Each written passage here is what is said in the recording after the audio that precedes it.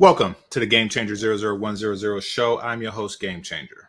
Okay, so I know that I was going to attempt to keep politics away from my channel, and I have as much as I could, but certain things need to be said because in my personal life and just talking to others, this election is bringing out a lot in people, and it reminds me of the Game of Thrones, their world, their universe, their whatever you want to call it, the lore of Game of Thrones. And one parallel that I couldn't help but overlook and decided to share with you all, and I'm going to put this on members only and perhaps do like a cleaner pre-record video. But one parallel that I could not ignore is the way Black men's current behavior, the collective of Black men who are moving away from tradition, parallels the behavior of one Jon Snow. But before I go into details on that, I want to state some other parallels that's going on here. And first, I want to talk about the character of Daenerys Targaryen. Now, in this analogy, Daenerys Targaryen would represent or be represented by Kamala Harris or Vice President Kamala Harris. Basically, Vice President Kamala Harris is somebody who was born and at a very young age, or at a young age, I should say, a very attractive woman. She also have slept with powerful men in the form of Khal Drogo and to gain power herself through said men. So she has her Willie Brown, and Daenerys has her Khal Drogo, and also the men who clamor around her, swear to protect her, basically give power to her based on her looks. There's the guy, and I forget his name, but he follows her around with hopes for a smell of it. He's like her most devoted servant, et cetera, et cetera, et cetera. He got Dragon Scale. Y'all know who I'm talking about. Sir Friendzone, who also basically, he was banished from Westeros because of his simp behavior.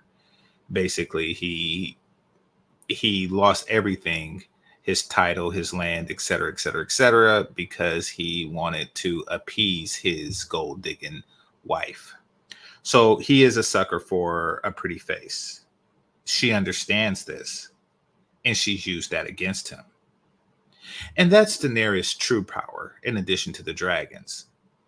Her true power is to find a person or a group of people and discover culturally or individually what they want more than anything, what they fear more than anything. Understand this culture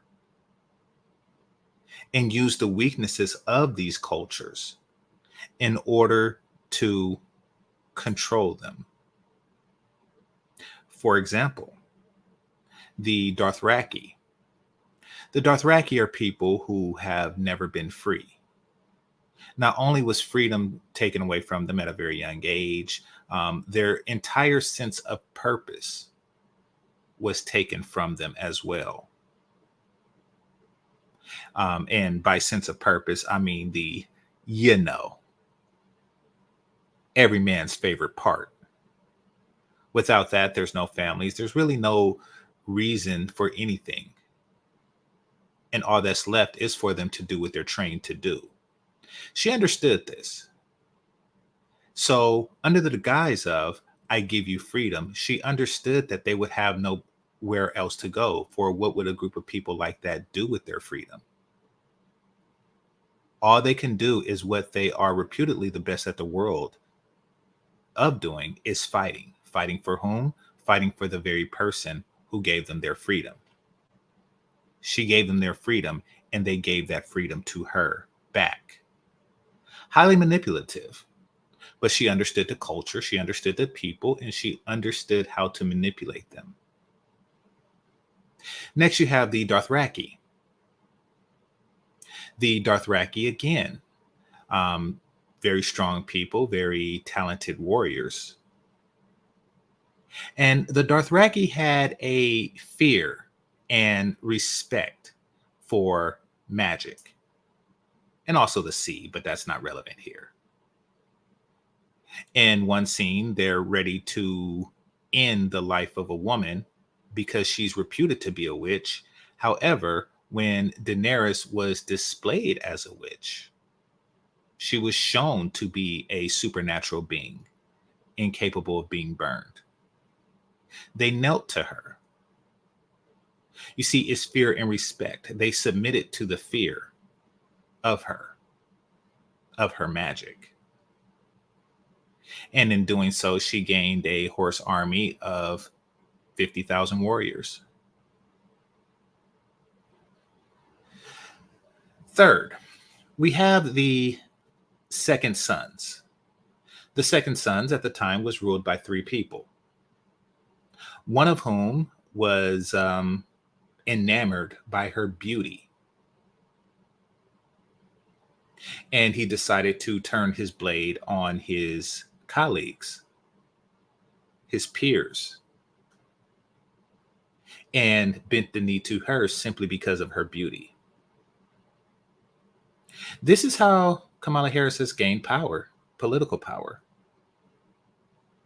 Going to various groups of people, whether it's a LGBT, whether it's a group of foreigners, because all of these people are foreign to Westeros, find out what they want and use that to manipulate them to get their support. So her character, in a very real way, mirrors our current Vice President Kamala Harris's character. It's uncanny, and that's why I made this video. Now, where does Jon Snow come in? When you think about the Starks and the history of Starks, now a lot of what I'm about to say is in the books. It's not really on the TV series, but bear with me. Starks have a history of devout loyalty, not really to a particular deity or anything like that, but to their word, to their sense of honor. Torrhen Stark, the one who surrendered to Aegon Targaryen, he did so without a fight, which was vexing to all of his warriors, his northern warriors. But it's believed that he did so because he, just like Aegon Targaryen, he foresaw the encroachment of the undead army coming in the future, and he knew that only a united Westeros would be able to repel them. So he surrendered, and he offered to do so into perpetuity, with the understanding that by doing so, he will be able to defeat the White Walkers. So he set aside his individual best interests in order for the best interests of his realm, which is what Black men have been doing for a long time now, setting aside our individual best interests for the best interests of the community. So then you fast forward 300 years later, and then Daenerys meets Jon, and basically Kamala meets the Black community. And then they have an exchange. And in that exchange, she tells her story, much like Kamala Harris tells her story. You know, I was born to a middle-class mother. I mean, how many times is she going to say that? I was born to a middle-class mother, blah, blah, blah, blah, blah, blah. And Daenerys is like, I was born here in Dragonstone, and they tried to, assassinate me. And, so it's the same past sob story. And she actually went to blame Jon Snow's father, Ned Stark, for being friends with the person who did that, Robert Baratheon, who attempted to assassinate her. And she even apologized for the sins of her predecessor, her father, the Mad King. And then Jon Snow, and then she asked, Am I to be punished for the sins of my father? And I'm paraphrasing. And he responded, no, you are not to be punished for the sins of your fathers. And then he said something that a lot of Black men who are thinking differently this election than they did in past elections are saying. Just as I am not beholden to the oaths of my ancestors. You see, Black men have been beholden to the Democratic Party for quite some time in exchange for what? Civil rights. When civil rights was granted, thanks to the Democratic Party, Black men just bent the knee, and it was into perpetuity. And no matter how much the party did or didn't benefit us, we always remember that at one point they did. At one point, we surrendered to them. Hit the like button. And because we did, we offered ourselves to them. And then inevitably, just like Jon Snow, there's going to be that generation that says, I am not beholden to the actions of my ancestors. Now, this put both Barack Obama and Kamala Harris in a very difficult situation. They were confused, just like Daenerys Targaryen. She didn't know what to do. Now, and this is where the analogy breaks apart, but it still has, well, somewhat breaks apart, but it still has the potential of being complete. What Daenerys said after that was that, well, first of all, she went and talked about herself some more, which is what Kamala does. But then after that, she asked, why are you here? And that is something Kamala has yet to do. I mean, just like Kamala, Daenerys did offer Jon Snow what she thought that he wanted. Like, if you bend the knee, then I will make you warden of the North. She's telling that to a person who's already king of the North. If you bend the knee, I will make you warden of the North. She didn't listen to what he wanted at that time. She just gave him what she thought that he wanted, which was something that was already his. And of course, it's the obvious thing. I mean, it is in her best interest to have him as warden of the North. The people follow him. She wouldn't have to worry about rebellion or anything like that. So it would be in her best interest. She basically offered him something that he already had and he didn't really need from her.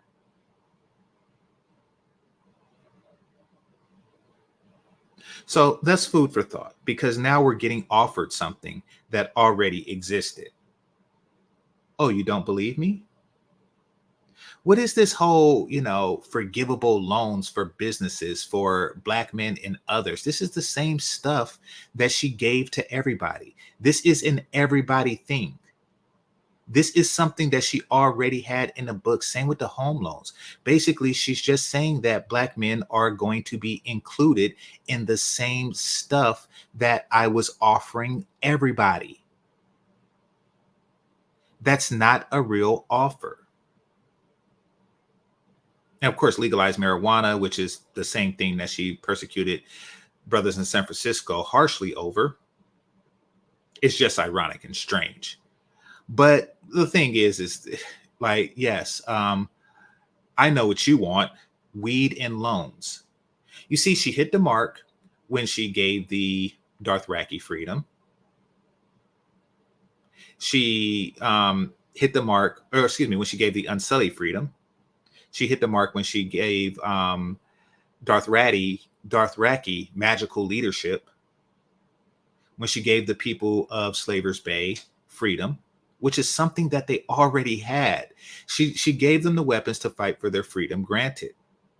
But once they fought for their freedom, she took everything from them and ruled them. It's a very weird. So she went from place to place giving people what they already had.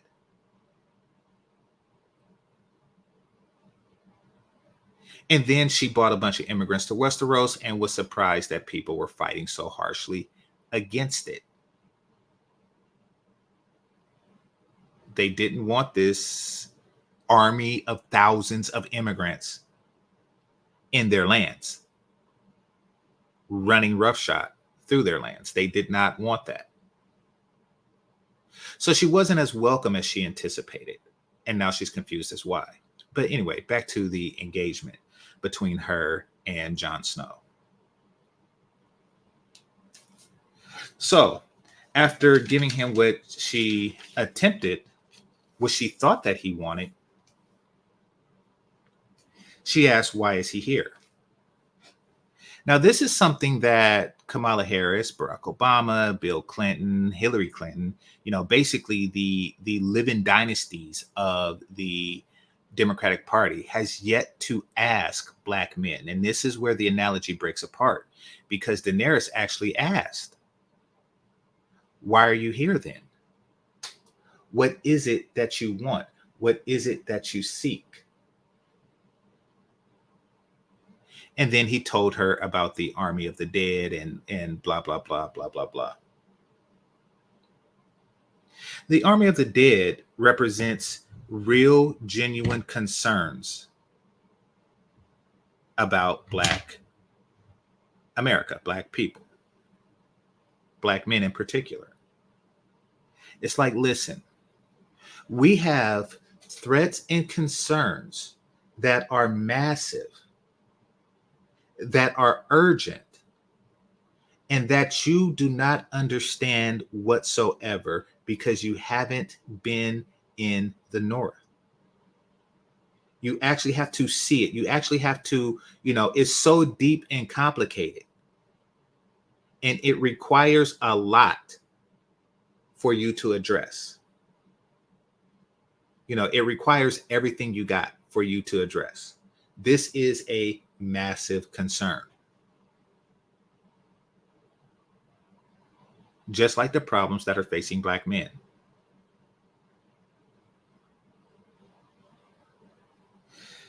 So she didn't really believe them. She didn't take the concerns seriously. Sounds like somebody we know. And just kind of dismissed them. Like, an army of walking ice demons, they got ice demons, ice giants, and all kind of crap coming to the thing. It's like, listen, this is a major problem. We have a major problem. She didn't want to hear it. And then, so anyway, to make a long story short, actually, before I reach a conclusion, let me read some of the comments. Let me read some of the comments here. Salute, Sean. Appreciate you. Thank you. Jordan Mormont, Simp extraordinaire. Absolutely. Absolutely. Like he. So here's the thing. He definitely has a type. His wife was also believed to be a platinum blonde, purple-eyed woman. And I know on the show, Targaryens don't have purple eyes, but in the books they have purple eyes. So basically, his wife, from how it worked, his wife looked a lot like her, and he didn't learn from his first mistake. This man is out fighting Dothraki, in single combat and, doing everything he can just to appease her, while the other guy, the head of the two sons, or the second sons, excuse me, he need only be handsome. Just saying. It's possible that Grey Worm could have got it if he had it to give. And of course, Jon Snow, who quote unquote is prettier than 5 of the other guy's daughters, So it's a shame. It's a shame that he is willing to subject himself to that. He is the simp that, yeah, he's the biggest simp that I've ever read about. And I'm thinking real hard because I read a lot. He is the biggest simp that I've ever read about, ever. He's not self-aware. He has wealth and ability that can, he could, because he's an advocate of slavery, he could just buy a pretty slave. I don't know what I don't know what his fascination is with women like Daenerys. I really don't.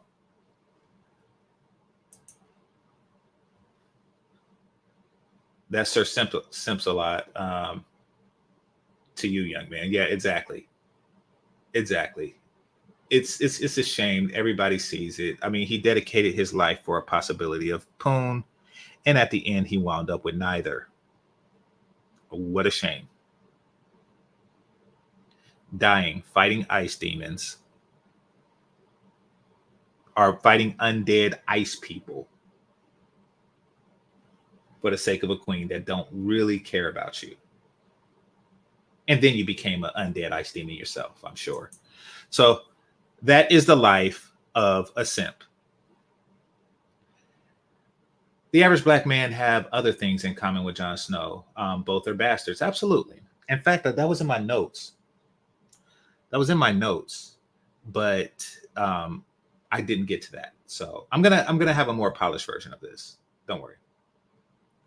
But yeah, we're all bastards. And not only that, and this is something that's interesting about Jon Snow's situation that makes him unique to other bastards, because other bastards are beloved by their mothers and disregarded by their fathers. Jon Snow is opposite, like many black men. In Westeros, typically a bastard is when a wealthy guy meets an unwealthy woman and they have a kid. Unfortunately, he don't want to claim her because he has a legitimate family, or he don't want to claim the kid because he has a legitimate family, and the mother's love is what keeps him alive. Jon Snow's situation was quite the opposite. Jon Snow's situation, even though he's not technically Jon Snow, he was beloved and respected by his father and despised by the mother, because from her point of view, this was a receipt of his infidelity. So this whole strange loyalty that black men have to black women, and particularly their mama, the Tupac dear mama, doesn't exist to Jon Snow. So this whole mama's boy mentality, which is what Barack Obama assumed that black men had. That's why he said stuff like, y'all better be happy Michelle ain't here. This is speaking to black men's perception that we are used to yielding to a woman's authority. But you see, this is not Tupac's generation. Tupac was 24 in 1996. He would be in his 50s now. This is not Tupac's generation. You see, Tupac, he was born to a mother who desperately sought welfare and crack, and the absence of men who would govern the household. She lied about the existence of his father, or the identity of his father as well. And she told several lies so she can be the sole influence of this son. And she could use him to make money because, even though I had to sell rocks, felt good putting money in your mailbox. And of course, she kicked him out the moment he turned 17, and she could no longer receive any government benefits from him. Me and my mom had beef, 17 years old, kicked out on the streets. So that's a previous generation of black men. Black men who was receiving provisions, and their sole authority, their everything in the universe was their mama. But then something happened. And this is what made this new generation of black bastards completely different than my generation of black bastards. And that is The women have to at least find the father. That is child support. I repeat, the child support system.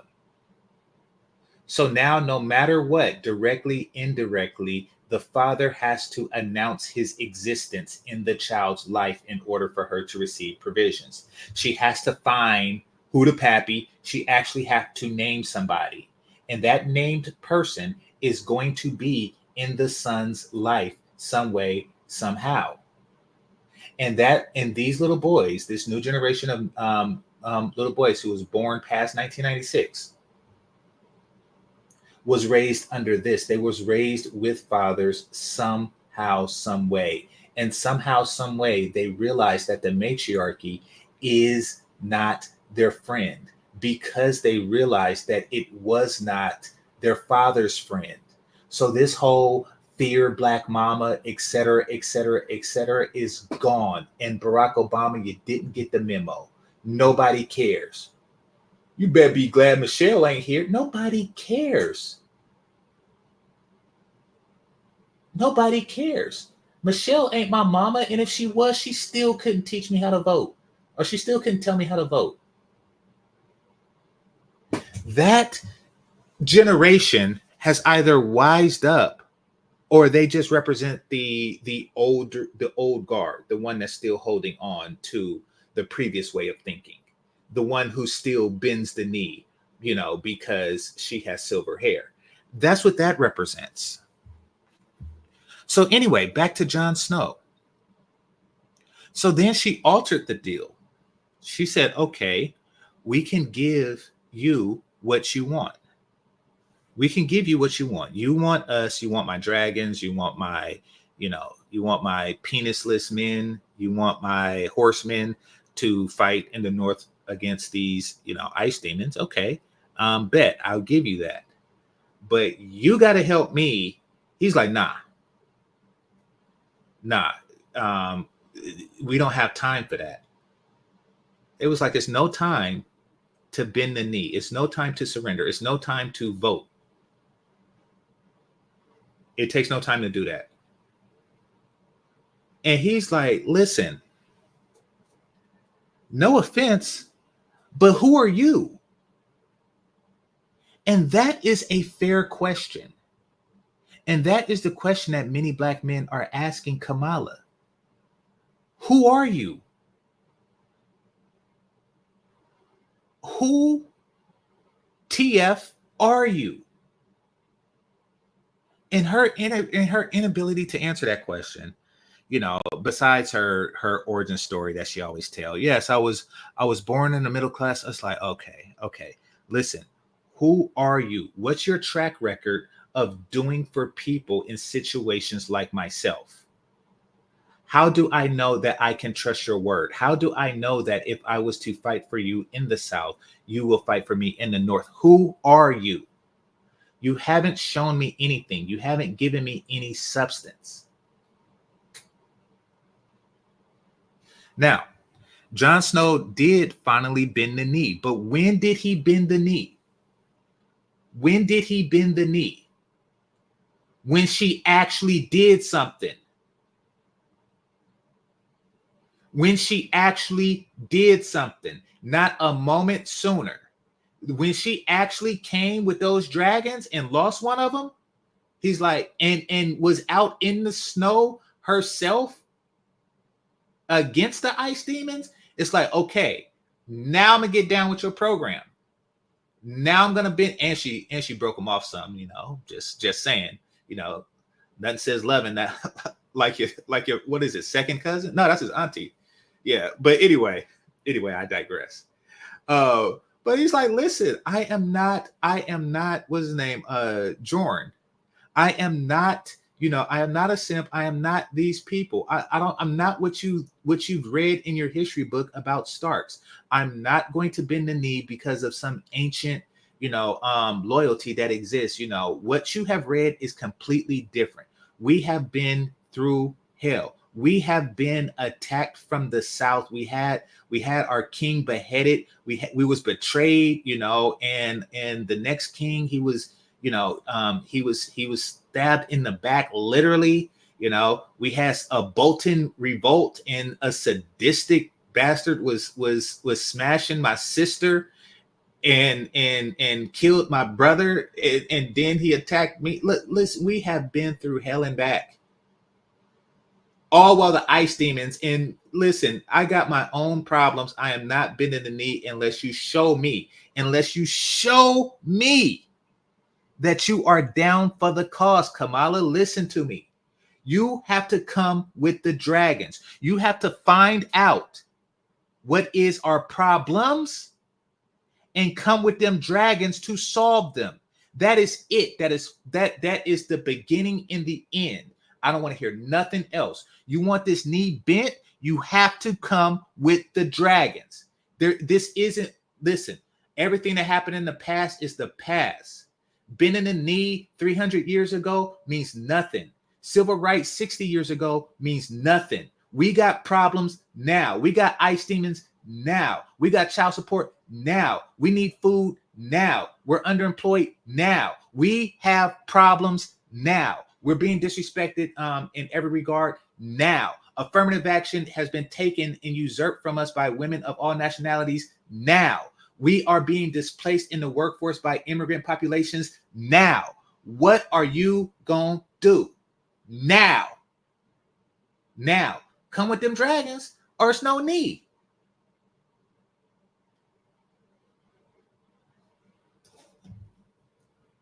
All right, let's said and titties, yeah.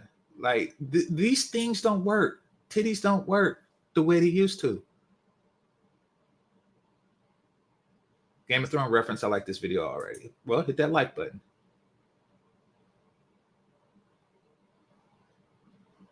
What is dead may never die. Yeah. How you doing? Was this the episode where named all of Daenerys' accomplishments? Yeah. This was that episode where he went down like a whole list of breaker of chains and blah blah blah blah blah blah. It's, you know.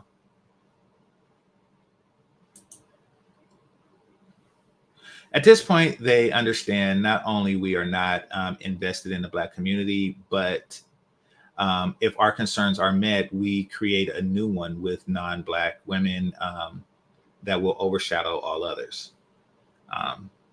Okay. If I'm going to keep with the analogy, the way Winterfell was, the way the North was, is gone.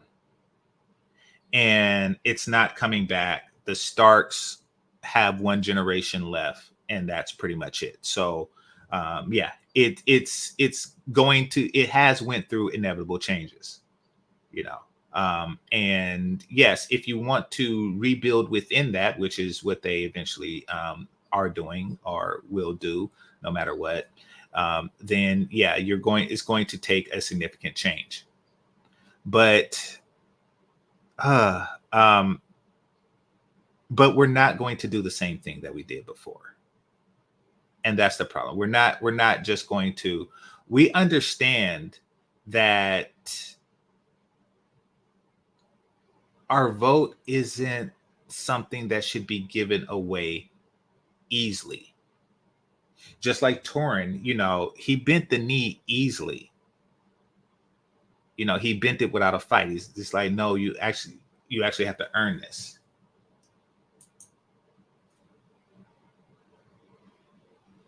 By that time, they had an ice dragon too. Yeah.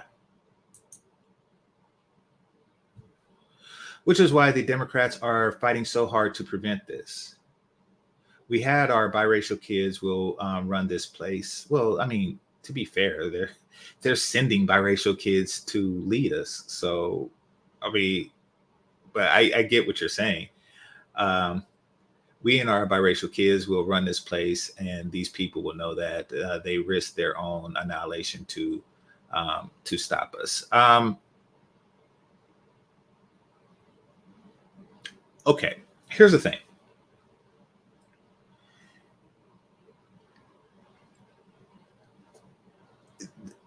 Daenerys had her talents. But when you have dragons, you don't really need much talents. But she had, in addition to that, she had her talents of manipulation. Also, and this is where she also parallels Kamala, she doesn't have a history of good governance. You know, if you look at her actions in Slaver's Bay, it was the former slaves, the people that she freed that despised her. And that's what Jon meant when he was like, who are you? What's your track record? Daenerys' track record was not too good with the rank and file people, not the people who just love to fight and she just points them in a direction to fight. You know, or people with devout beliefs in magic, or warped views of freedoms because their penis was cut off. Like when you take that aside and you take like the regular citizens of the places that she ruled over, they despised her. You know, she took down their traditions, she destroyed everything that made them them, and they didn't like that, so they had rebellions and things like that. And then she's like, okay, I'm going. So when they rebelled, she's like, oh, really? Then that's when the dragons come out. It's like, wait, you're not going to listen to the concerns of white people? No, that's when the dragons are coming out. So it's interesting. The parallels is uncanny. That's why I want to share that to you. Thanks for explaining. Game of Thrones, never watched it. You missed something good. You're missing something real good. I mean, if you read it, then you're not missing anything good. But yeah, I recommend it too. In fact, I recommend you step out of here. Yeah, real talk. I mean, I appreciate your support. I know you're a channel member and stuff, but you probably wanna hop on a different show right now because it is a good show, and this is spoiler alerts, brother. So I appreciate your support though.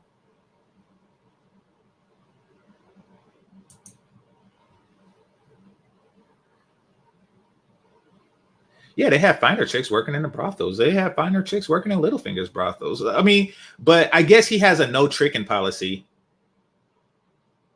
But buying your wife so much stuff that your kingdom goes broke is okay, but tricking is bad. Yeah, you got to get out of that. You got to get out of that mentality. You do.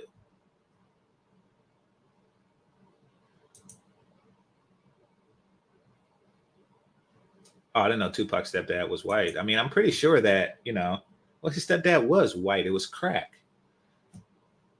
But he's right. This is all new black man behavior. Yeah, exactly. And that is why, because Jon Snow is basically like, listen, I'm a Snow. I'm not, like, hey, this is different. And really, what shaped Jon Snow, because before he actually, had the, and if you haven't seen it, then you probably want to step off. But before he became the Jon Snow that met with Daenerys, he was a person who followed traditions and norms. That it's the most honorable thing to be a man of the Night's Watch and stuff like that. He was that dude before, honor and tradition, the Stark way, et cetera, et cetera, et cetera. But time has shaped his behavior. The reality of the situation and actually meeting, snow demons or ice demons, face to face enough. He's like, listen, the realm has real problems. Because notice he broke his oath to the Night's Watch. He's like, listen, I am not going to hold on to an oath just for the sake of, at the expense of everyone, at the expense of the Seven Kingdoms. So yeah, the behavior has changed. That's what I'm saying. This is new black man behavior. This is new Stark behavior. That's why I'm saying that we had our Jon Snow moment.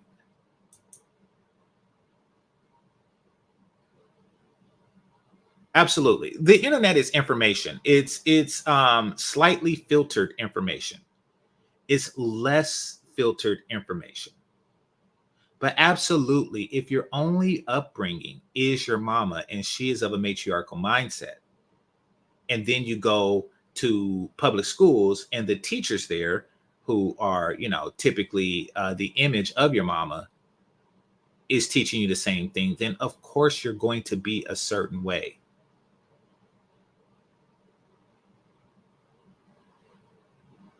But now we actually have godfathers. We have other outlets. We have people who will teach you. Oh, and by the way, because what was going on prior to the internet was they wanted male influence, but they wanted filtered male influence.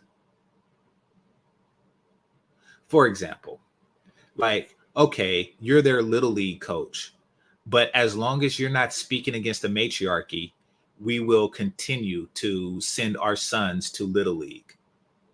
The moment you say something against the matriarchy, or you teach my son to be something other than a simp, then that is when we are going to intervene. Because make no mistake, brothers, many of us, and I say us, I'm including myself in this, were raised to be simps. Our mothers attempted to raise us to be simps. If you were a nerd like myself, I'm genetically a nerd. I was born, this is what I am. If that is what you are, then you were raised to be a provider. I was raised to be divorced 3 times by now, paying alimony and child support to some strags. If I was born, rough and tumble, then I would be a protector. I would be a sojourn, just somebody that gets deleted on a dummy mission for some broad like Kane on Menace to Society.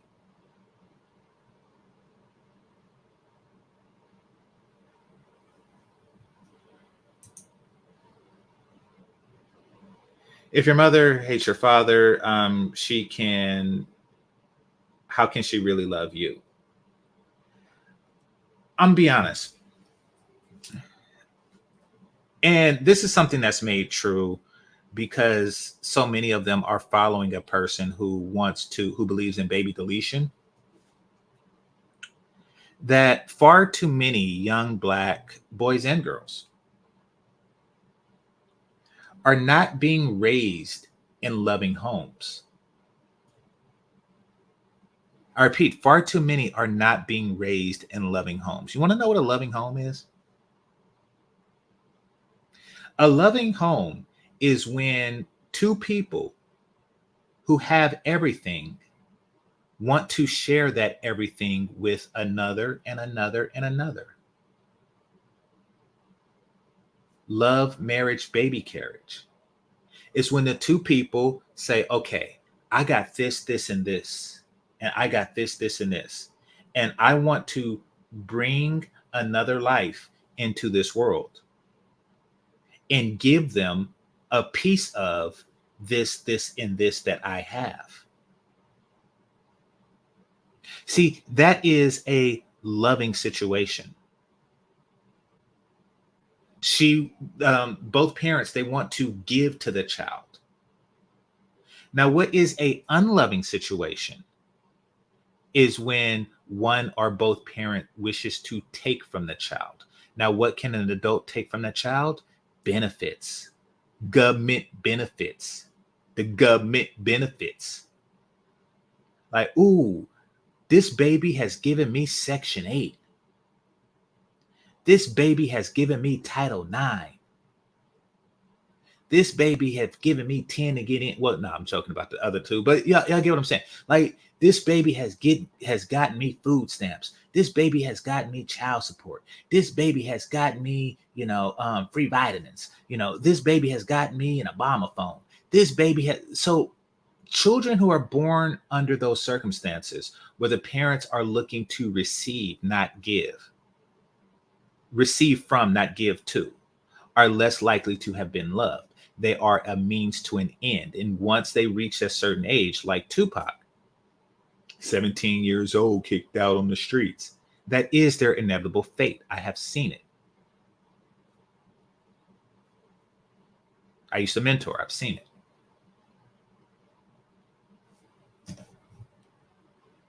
In fact, y'all have seen it too. If you've seen the movie Lean on Me, and then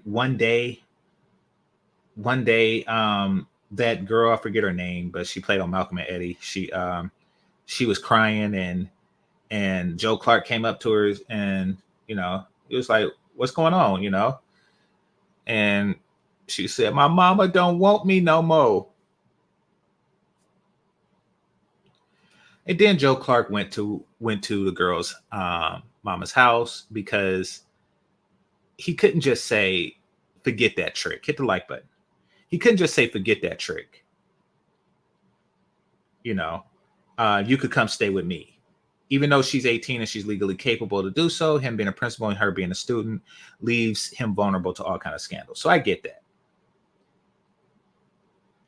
So he went to the mama,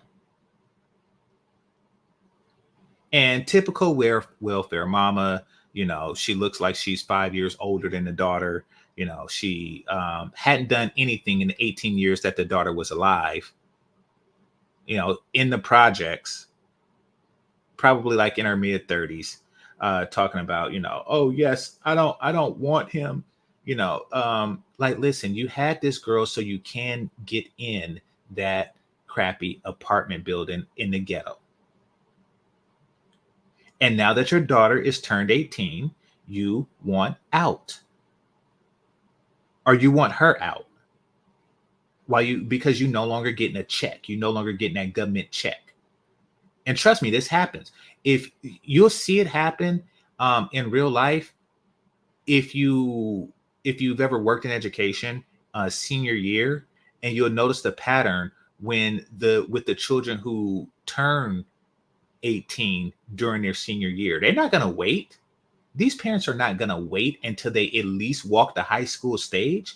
They are not going to wait. They're not going to wait for you to, get your scholarship check. They're not even going to give you that $55 for the application to university. You are just like left to figure it out. Now, if you're a girl, they're going to encourage you to get pregnant before you even reach that 18-year benchmark, so they can get another 18 years out of your womb. That's what they're going to do. And if you're a boy, even though I had to sell rocks, felt good putting money in your mail, they going to get that money out you. But yeah, long and short of it is far too many Black children are not loved, and this is the ice demon. This is the ice demon of this. These are the real problems that we face in the Black community that she doesn't even know exist, just the way Daenerys didn't know exist. Kamala has to see it. I grew up like you, bitch. You grew up. Listen, I grew up like 30 miles at most away from Berkeley, where isn't that where she grew up, or she grew up in Canada? Who knows? But nevertheless, it's nothing like me. Listen, I have a real grandma that looks like your pretend grandma. That pretend grandma that Candace Owen called you out on, like that's my real grandma. And we didn't have a help. Grandma actually helped. All right. Anyway. Oh, wait a minute. I didn't read this. This is why there is such a disconnect between older Black men and younger Black men in this space. The chip is embedded in old heads' minds, whereas us young bros know the community is evil. It's complicated. And here's the thing, because I have this with my father, and this is a very real thing. Because what I described in the video is what's going on the blue side. I'm gonna just call it the blue side. And then we have to think about what was going on the red side. Because remember, we bent the knee to the blue side for the right to sit on the front of the bus. We've already bent the knee to the blue side. So what did the red side do? What could the red side do after we already bent the knee and showed consistent loyalty for the last 60 years? They're like, you know something? They already bent the knee and they made it clear that nothing we can do is going to appease these people. Nothing we can do is going to get them off that knee. So even if they aren't down with the tiki torch people, they really don't have any place else to go. So that's the and they've been like that for quite some time. So a lot of the subliminal race talk and stuff like that, those are legitimate concerns that the previous generation has. The boomer generation, et cetera, et cetera, et cetera. They're like, listen, these people are on the side of that, which there is some truth to, because that's the only side that'll welcome them now, because we already bent the damn knee. So there is some truth to that, and there is this latent fear that that white supremacy will take over. But unfortunately, black bitchery has taken over. And yeah, that's not helping. So know that.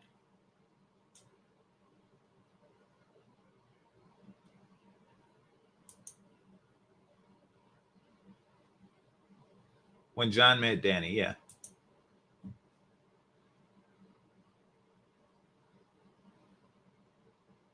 Okay, by the way, I just want to say Trump mentioned what being called a passport bro bill in this space. What? Trump just mentioned what is being called the passport bro bill in this space. He wants to get rid of double taxation for U.S. citizens living abroad, more wealth for building. Okay.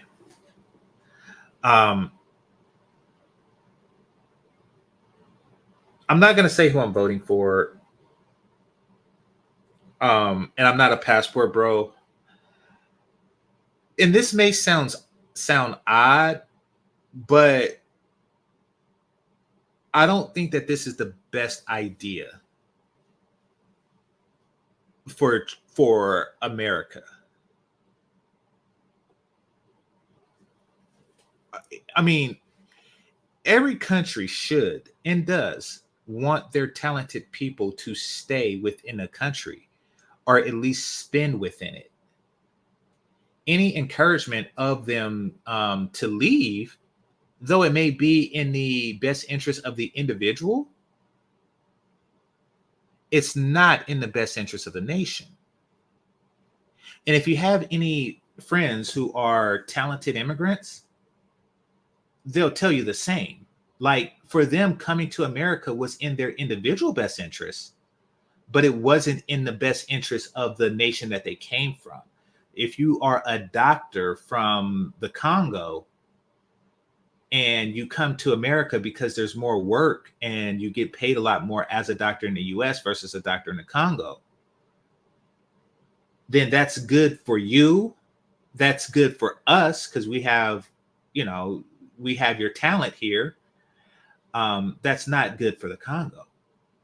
So, I don't I don't understand. I would look into this. I don't understand, like, what's the benefit to the nation for doing this.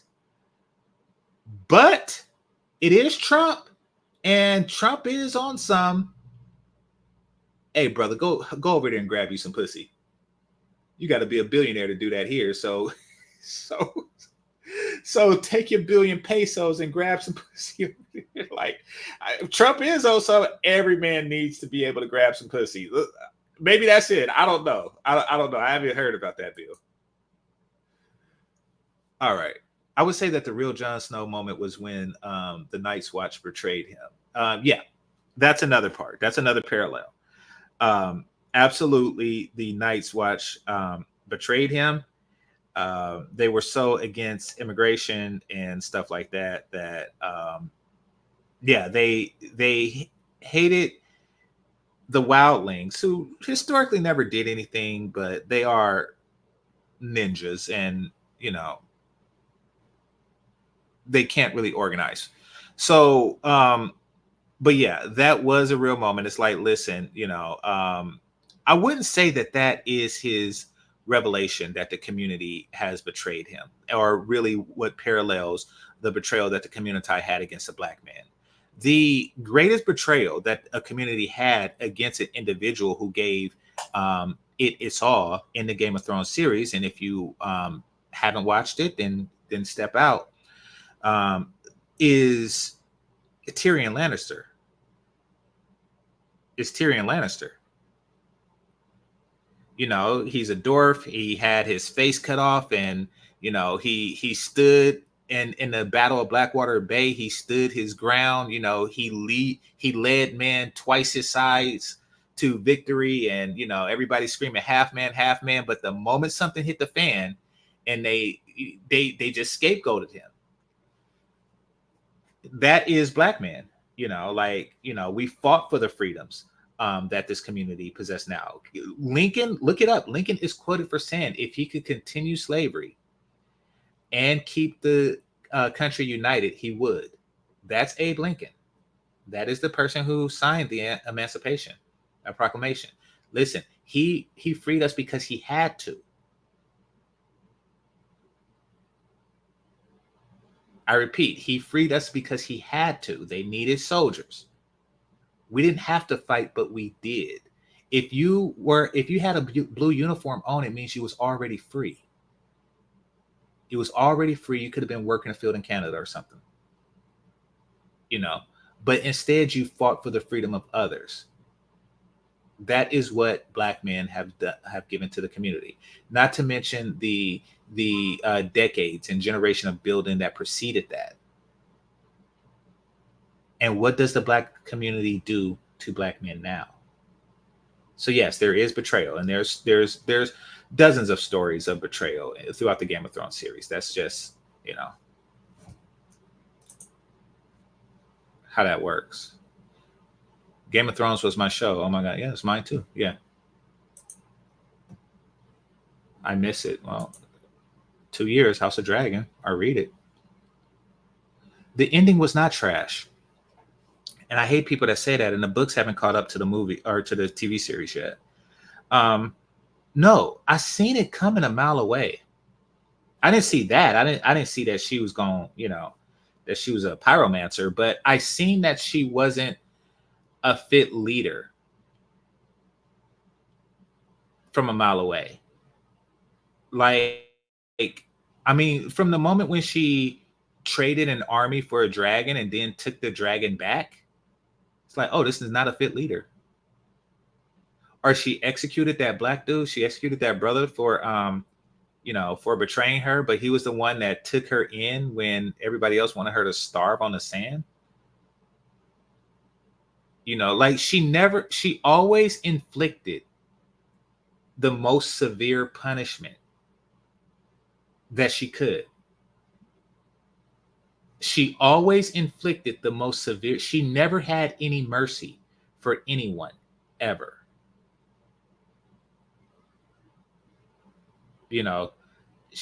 So why would it be different? Why would it be different? And because Westeros resisted stronger than anybody, yeah, I kind of see that. But at least you taught women a good lesson, even in the end, when you've won the war, that a man will betray you. She didn't win the war. Her dragons won the war. The Unsullied won the war. The Dothraki won the war. The Northmen won the war. She didn't win the war.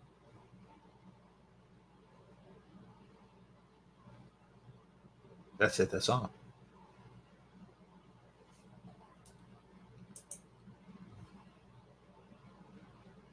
Well, when your version of winning is detrimental to society, then yes. See, and that's the problem. That's the problem with modern voters. And I'm not trying to sway you to vote one way or another, But do y'all, I mean, it does seem like they don't care how the person rules, they just care that they rule.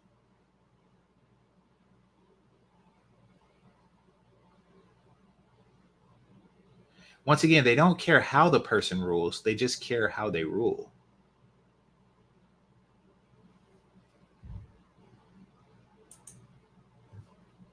By your premise, most people don't grow up in loving homes. Most black people, yes. Most people who are, whose family is subsidized by the government, the children were born to receive access to the subsidy. It's weird that you put laughing emojis after something like that.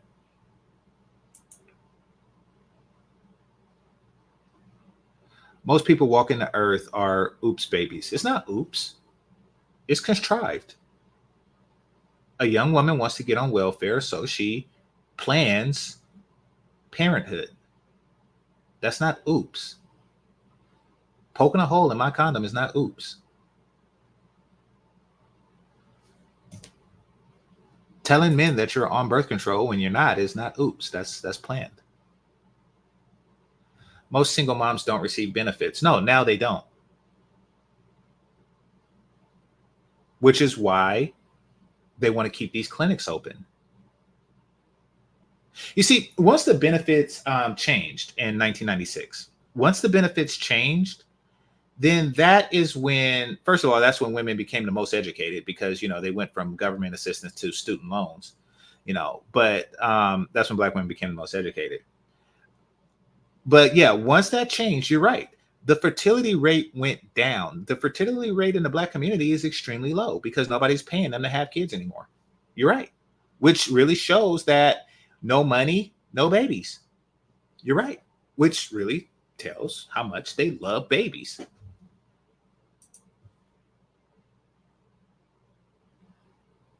Including kids forced to be actors by parents, they always end up messed up. I think that that's a child actor thing. I mean, you know, um, yeah, I think that's a child actor thing, but maybe you're right. I mean, some of them come out regular. Jordan Smollett came out regular. Megan Good came out regular. Who else? But they were older. The Olsen twins. So yeah, I guess it's hit or miss. But one thing that is interesting is, and what's sad is that whole Gary Coleman situation. They just robbed that. They just robbed Arnold. I was thinking about that movie recently. I don't know which movie you're talking about. Yeah, let them rock. Somebody timed out the person after the stream last time. Don't do that. Just let them rock. I'll let y'all know if I want to get rid of somebody. Did you just say black bitchery? That is an anti-black woman, racist, sexist, gender statement. Holy crap. No, it's an anti-black bitchery statement.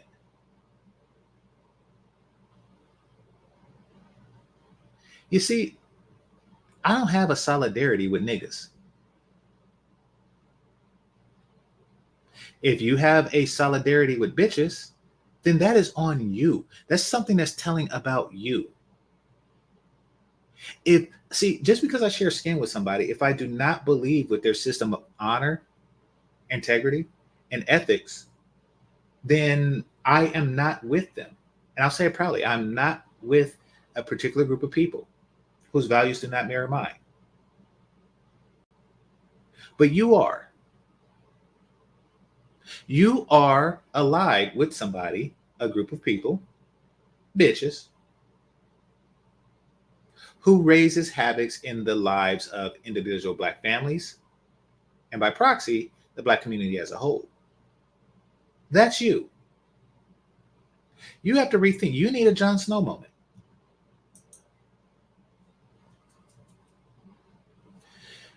Digital Nomad talked about that. He's a YouTuber. I don't know who he is. He's a YouTuber, and he said he renounced his citizenship because of the double taxation. Yeah.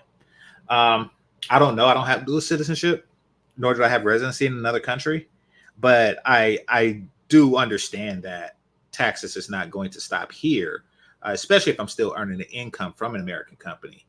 just because I move abroad. I would assume that I would just be paying taxes on the property that I own abroad, as well as property that I own here and income that I have here. I just assume that that's how it worked. If they want to say, I mean, yeah, I would look into that because I can't imagine nobody would live here, especially if you're exceedingly wealthy. Like, if you could just move somewhere else and not pay American taxes. You know, if you're in the 37% tax bracket, then according to that bill, you just move and not pay 37%, which everybody would do that can. Like the passport bro movement would just hyper accelerate and America would go broke.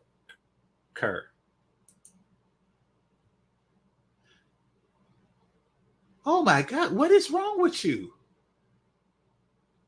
Okay, let's examine this. I'm going to be monitoring your live stream for further sexist, colorist statements. So watch your language, or else what? Bitch! What are you gonna do? Stop! Listen! Stop! Who are you, Michelle Obama? What is it with these bras that think that they got some type of authority? I do not give a shit. What? What?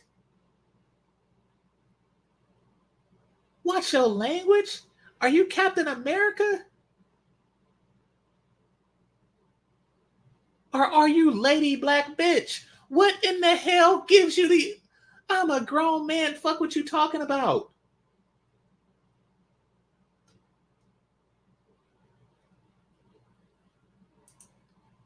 Damn it.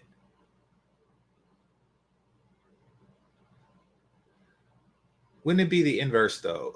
You're helping stimulate other countries' economies, and that builds better relations for American travelers. Yeah, yeah. Don't get me wrong. I'm not saying that it wouldn't be good for Americans. I'm saying it wouldn't. America would lose a large portion of its tax base. Is what I'm saying. That's all I'm saying. You know, it could be Trump has an agenda that's above my head, but I don't see that benefiting America. I mean, I see it benefiting Americans, which I am. You know, so I see that. I mean, trust me, it's not like I would deny that. I wouldn't deny that offer. You know, 37% is a lot of money, no matter how much you make. Like, so yeah.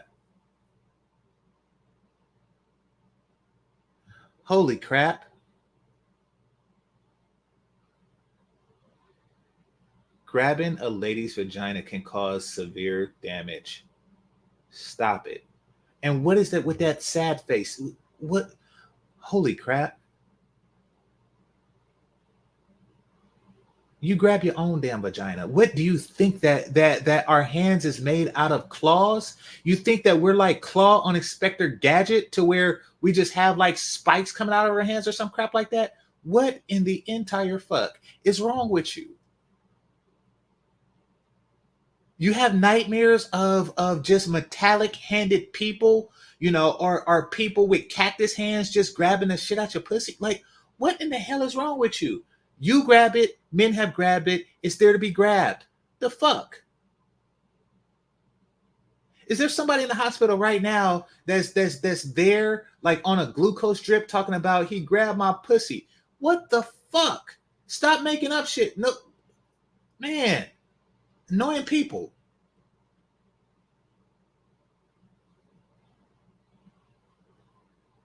The books haven't caught up to the ending yet of the Song of Ice and Fire.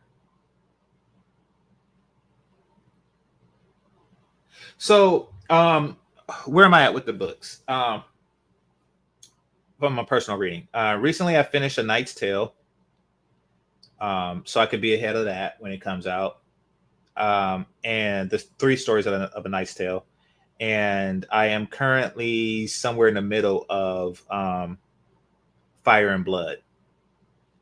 So, and that's so you know when the next season of House of Dragons come out, I'll be on top of that. But Fire and Blood is covering a lot more than what we see in House of Dragons, so I like that.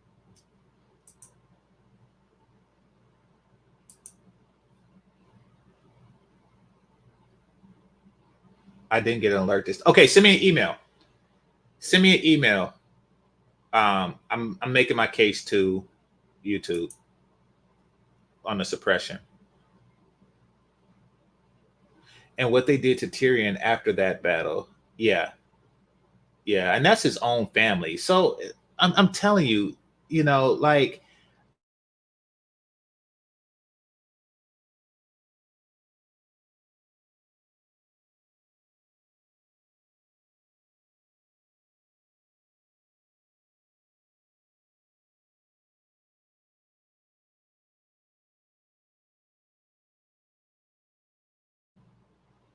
his sister was right. He's nowhere near as smart as he thinks he is. But he is a product of a cruel world. And just so y'all know, in the books, he did fantasize about raping his sister. He wasn't as lovable in the books as he was in the TV series. I would agree with you about trying to have domestic talent stay in America, but you would have to give incentives to people to stay. Yeah, agreed. Agreed. Um, yeah. So maybe that's his angle. Maybe he's like, hey, I'm going to give y'all some incentives to stay. And if after these incentives you still want to go, then hey, go. So hopefully that's the case. Because truth be told, we don't want to go. Like, I mean, I say we like on passport. Passport bros don't want to go. They're leaving because it's inhospitable. Just like the people in California who find themselves somewhere in the South, typically somewhere in the South, they don't want to go. It's palm trees and beautiful weather. I mean, they don't want to go, but because of what California is changing into and the cost of living here is absurd, they go.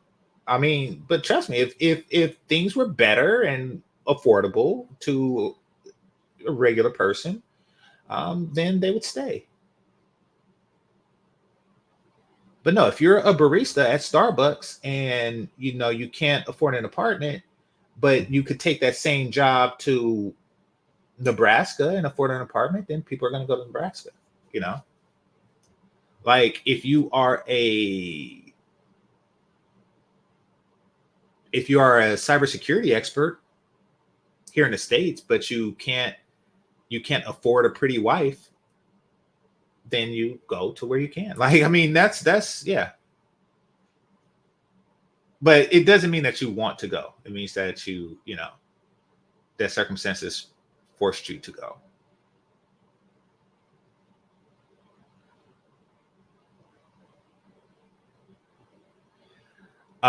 The Emancipation Proclamation only freed slaves in rebellious states, not the border states. What's a border state, like Maryland? I mean, as far as I understand, they were freed in places like that first. Like there was a previous proclamation for places that were in the Union, and then followed by the Emancipation Proclamation when the need for soldiers really intensified. Correct me if I'm wrong, but I think that when they replaced McClellan with Grant was when they emancipated all the slaves um, in the North, including places like Maryland. But hey, my history isn't absolute, so yeah. I mean, is there like a border town where people are still slaves? What's going on? I understand your point, game changer, but it's on the nation to give its citizens a reason to stay. I agree. I agree. No, listen, I'm not saying that. I'm not even talking about my best interest or your best interest. I'm talking about the nation's best interest. I don't see why a president, or a prospective president would suggest something like that because it doesn't seem to be in the nation's best interest. Which in many cases conflict with my own. So yeah, I see that. Um, and yeah, it is. Yeah, they have to incentivize people to stay, but I don't think it's in their best interest to incentivize people to go. That's new. Like, I don't understand. I'm just saying I don't understand that thinking. As a recent STEM grad who just got his first remote job, it makes sense for me to leave. Yeah, I understand. It does make sense for you to leave. Um, it doesn't make sense for Donald Trump to give you a tax break for doing so. That's what I'm saying. I mean, he must really want the men vote. That's what I'm getting at. Like, I mean, because yeah, something like that would get a man's vote. There's no more. I mean, because there's no greater fuck you, bitch, than a passport bro. But but still, even with the passport bro, the bitches are standing back saying, "We got your taxes. We got your taxes. Nah, nah, nah, nah, nah. We got your money." Like, they're still doing that because you're still paying into their welfare and all kind of crap like that, and their Obama phones and shit. Like, they're still doing that. But yeah, to take away their right, that would mean like the ultimate fuck you, like, because we're already packing the dick and leaving, but now you're packing the taxes and leave. That would be something. Yeah, that would entice the male vote. So yeah, so Kamala need to ask, like, hey, brothers, need a blowjob? Or I don't know what she would have to do, but she have to ask.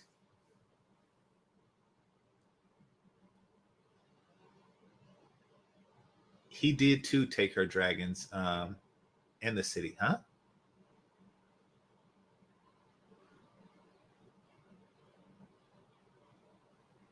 You lost me.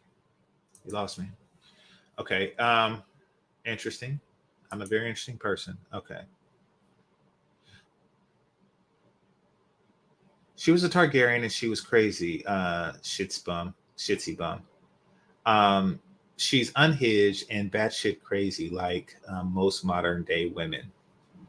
Um, I don't know what's up with Targaryens. I really don't. I don't think it's inbreeding that makes them that way. I have my suspicions and I have my theories. I think that whatever makes them prophetic has this negative side effect. And that's why some of them are okay. So here's what I mean for those of you who haven't read any of the books. So when Old Valyria fell, it was the Targaryens, due to prophecy, that they survived. They seen the fall of Old Valyria. They seen the coming of the long winter, so to speak. They have a gift of foresight, as you've seen in the movie House of Dragons, where they touched that wayward tree, and he's seen everything. He's seen Daenerys and stuff like that. So many of them have that gift. I think that as a side effect of that gift, some of them are driven to lunacy. That combined with power corrupts. Daenerys, however, is not prophetic. I think that with her, it's a combination of power corrupting and because she'd been through so much crap. And the death of Missandei was her last straw. What was that just like that just drove her to insanity. And also well, that was a driving factor, but I think the final nail in the coffin was that her nephew wouldn't fuck her anymore. i think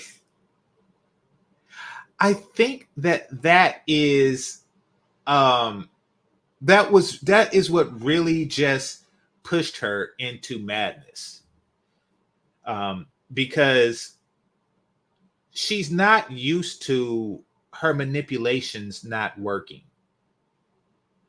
Like, the moment she realized how to manipulate men in particular, she was getting whatever she wanted from men, and she was used to it. She she got whatever she wanted from Dothraki. She got whatever she wanted from Unsullied. She got whatever she wanted from from Lord Friend Zone. Like she's used to that, and then to make a proposal to a man, as blatant as, if we were married, you would be king of the seven kingdoms, and you know happily ever after, all you gotta do is fuck me. And he says no. I think that was really like the end of it. Now keep in mind, I know the TV series would have you believe that Jon Snow's refusal was due to um, Starks being against incest. But even Starks being against incest, it wasn't that deep, because remember that they were going to marry, what's her name? The oldest Stark daughter. What's her name? Dang. Sansa Stark. It was going to marry Sansa Stark to her cousin in the Vale. So they're not like dead set against it. Like nobody was dead set against that particular union. That was going to be a thing. So it was something deeper. Yeah, thank you. It was something deeper, to why he didn't do that in the TV series, or maybe the books will have something more substantive than, because it was just because it was my auntie, or they might have a different view altogether.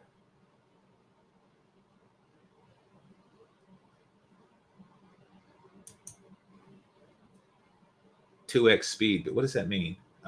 Oh, you're catching up. Okay. As a black lady, I must say I'm deeply offended. Holy crap. Listen, just because you are wrong, you feel wronged, that doesn't make you right. You ever stop and ask, why am I having this conversation? Why do I say the things that I say? You ever stop and consider why you are despised, not just by black men, but by everybody so much?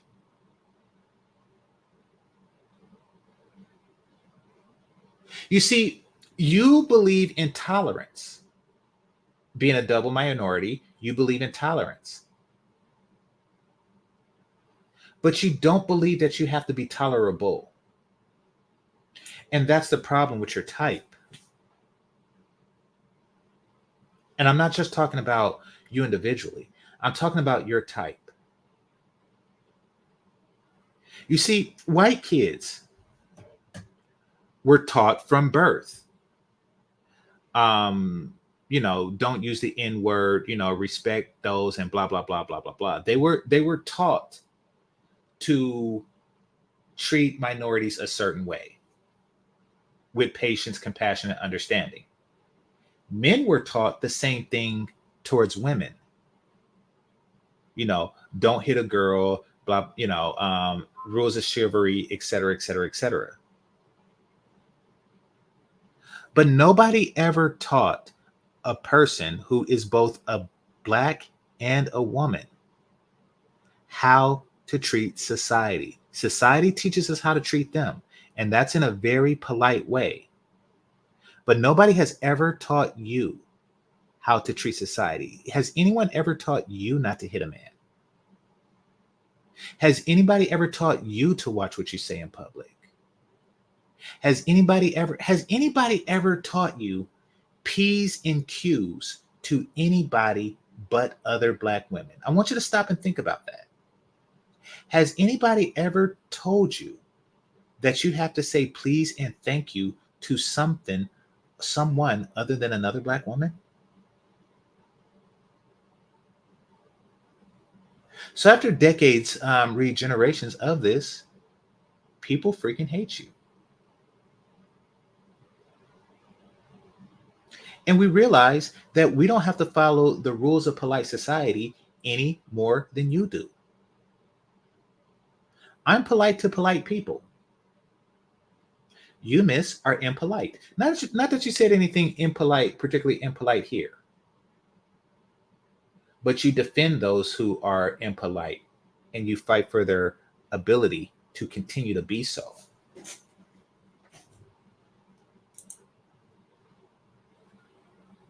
It's the Kamala effect. Yep.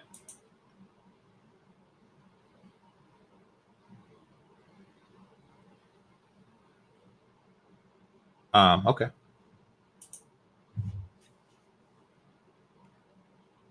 This is the dawn of a new era, and 2025 is quickly approaching, and the new age black lady is coming in full force. Ah, no more rhetoric, no more disrespect. You have been warned, so, sir.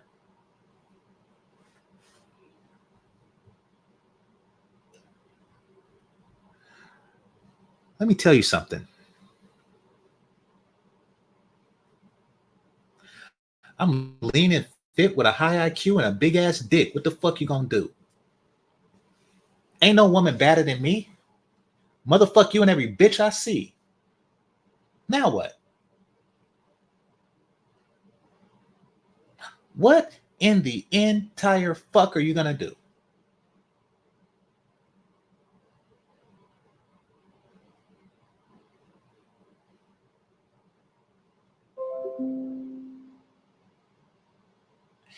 Society has led you to believe that you have some type of power, authority, or ability that you simply don't. All of it comes from others.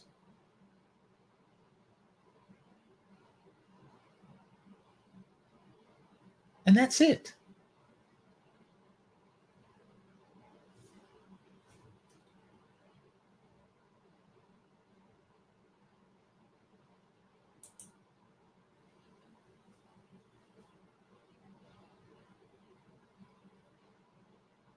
Why are you still here? I'm spoiling the hell out of the Game of Thrones, D. Scott. Yeah, Captain Hook that coochie. Yeah. You mentioned Trump grabbing a vagina. The vagina is a sacred cup of human. What the hell?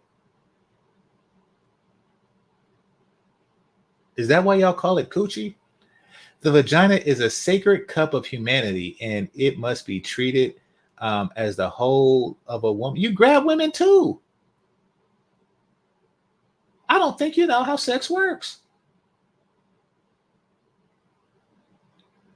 With deep, unwavering respect. Holy crap. Ah.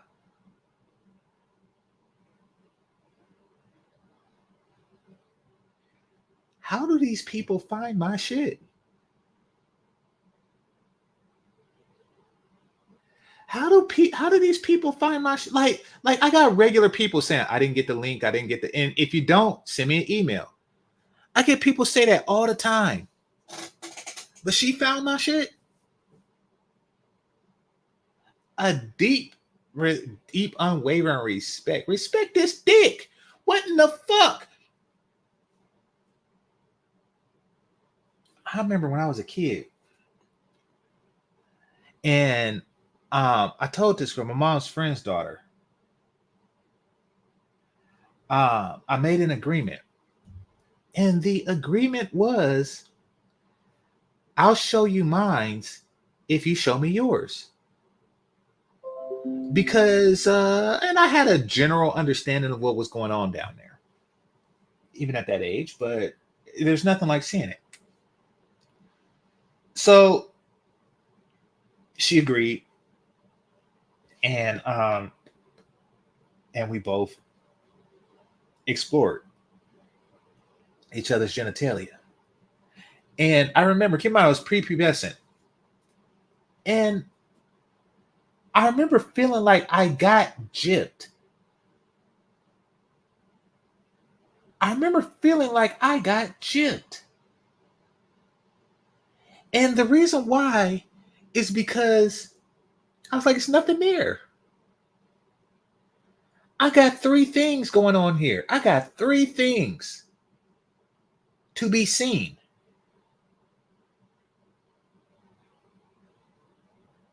But there, it was nothing. I was actually more interested in the underpants than actually what wasn't there. It was the absence of something. So I was like, what the hell? So that's just an anecdote. So this whole cup of whatever listen, I don't know. It's madness. Yeah, we've been waiting for a long damn time. We're waiting for the Winds of Winter to come out. Our next, hopefully, it'll be out here before the end of the world. Yeah. Hopefully, well, he has a lot of writing to do. I mean, he has a lot of writing to do. Because he has to do a follow up on Egg and Duncan. I mean, I want to see where that's going. You know, apparently they take a trip to Ethos, and like, I mean, he has a lot of writing to do. Point blank, period.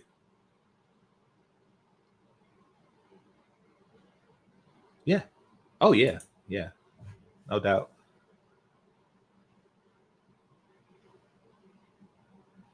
Oh, he did? I don't remember that part.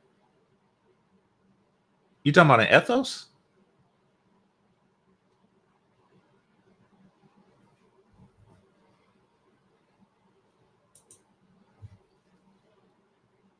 I think it's the dragon blood they consumed during the days of old Valyria that makes them mad because originally they were sorcerers of Valyria and allegedly they had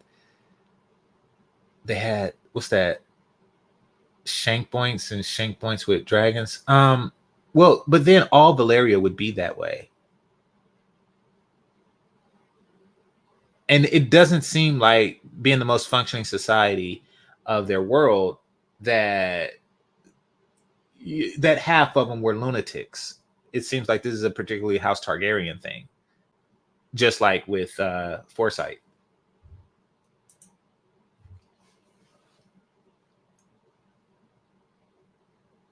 There's a lore thing called Targaryen madness. Yeah, true. Where every now and again a Targaryen goes nuts. Yeah. In real life, if Targaryens represent the community, inbreeding has become a prevalent issue. Has it?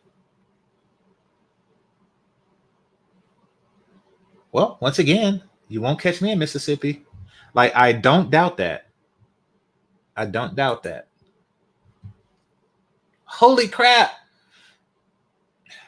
I find you coarse and rude and sexist and very rude. You said rude twice. Your level of loathing and hatred for black ladies is vomitable. Holy crap. It's not hatred. It's critiquing. It's critiquing. It's identifying bad apples within your cohort, but you just want to eat it. You just want to eat the bad apples.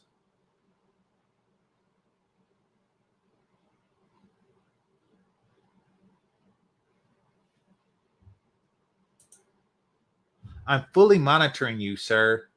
You are coarse and rude. What? Why? Why? This is unbelievable. Oh, by the way, in the black female fuckery tip, it's to the point where white girls relish the madness and hate they get from black women when they wear braids and show off their black boyfriends around them. Huh? Okay. I'm gonna reread this so I can better understand it, but this does seem like a you thing. Listen, okay. It says, by the way, in the black female fuckery tip, it's to their point where white. It's I think. Oh, excuse me. It's to the point where white girls relish the malice and hatred they get from black women when they wear braids and show off their black boyfriends around them. Okay, I'm not a white woman, and I don't know what goes through their mind when they do stuff like that. I really don't. Um, I will say that I don't think that they care. And the reason why they don't really care is because it's only a competition to you. They don't really see you as a competition, but you see them as one. You see where I'm going with that? Like they don't have to say nah nah nah nah nah because really you didn't they it's not a great victory. They didn't get a guy to it's not like these guys are leaving Chloe Bailey. You know, like these are these are it's not hard. It's like all you got to do is be not fat and make a sandwich and he's gone. Like y'all haven't set the bar of competition that high.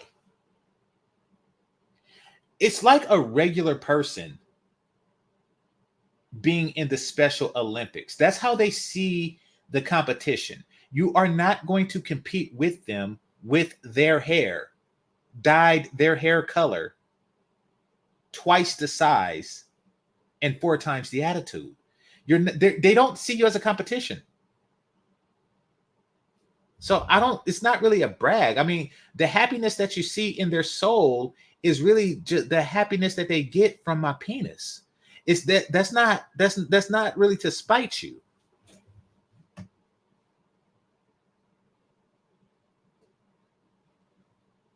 You need to monitor your own spelling. Yeah. At GC, weapons free. Huh? I lost the context of what you were saying.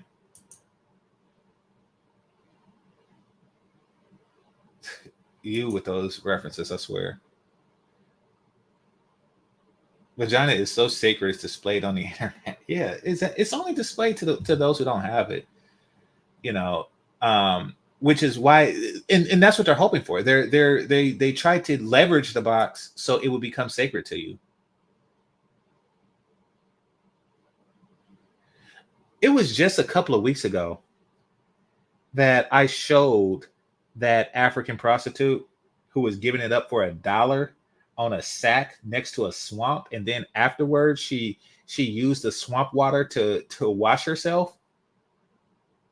Y'all seen that, right?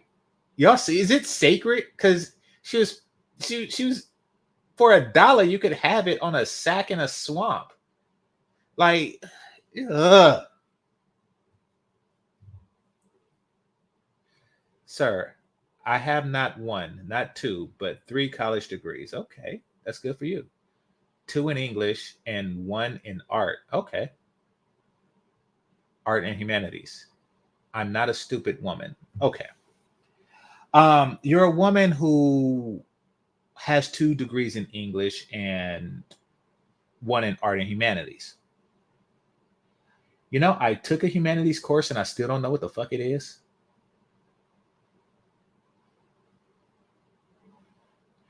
Um, what your degrees means is that you're educated on the subject at hand, which really means that you really know English. And congratulations, you're an American. I mean, like you really know English. That's grand. That's grand. I mean, congratulations, I hope you don't have an accent. Like, what in the hell? Like, what did you accomplish? Okay, congratulations.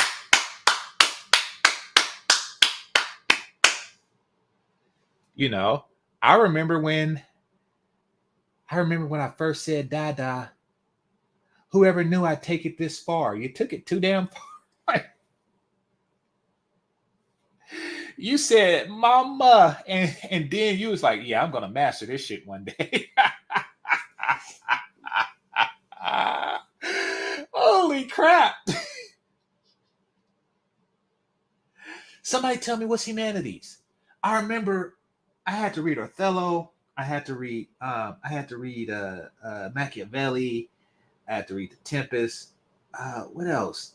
Lazaro, Dante's Inferno. But what in the hell was that? It was just a bunch of stuff.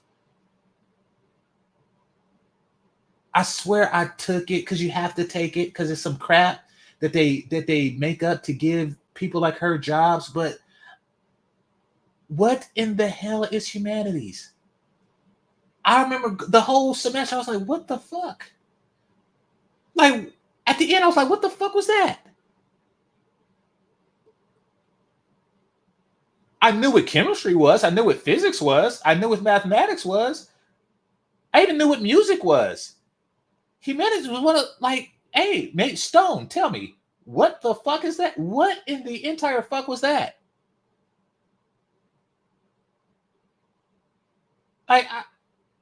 Please tell me. Okay, you're not an ignorant lady, so tell me, what in the hell is humanities?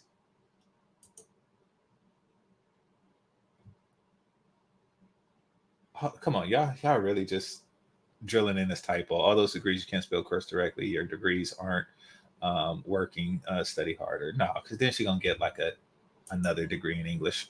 Don't do that. All right. LOL, I'm PhD. All right.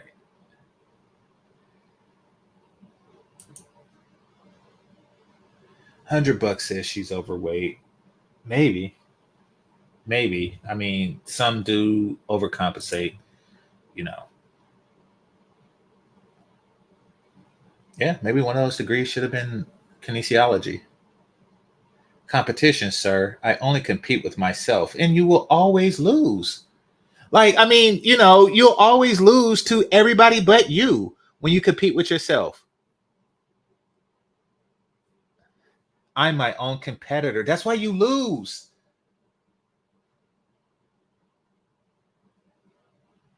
Not that of your choice and white skin beauty preference, sir. Um, okay. I didn't know I preferred white skin, but thanks for telling me about my own preference. Um, you compete with yourself. Tell me how that's going. Actually, no, something. Scratch that. You should compete with yourself. Hey, I want you to compete with yourself. This month, I want you to put the treadmill on 2. And then I want you to beat your record next month by putting it on 3 miles per hour. Each month, compete with yourself.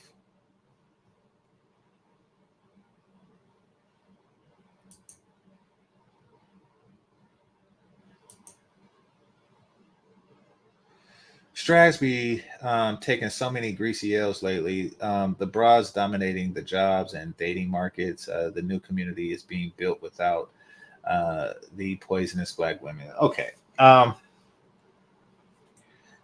Listen, I don't want them outed. I just want them changed. Um, that's my stance on that.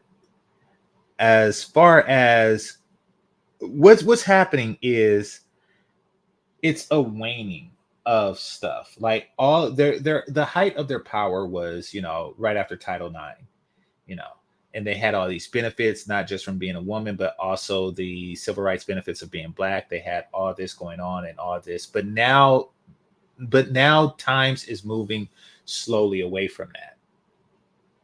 And now, first of all, they're not the only double minorities on the block.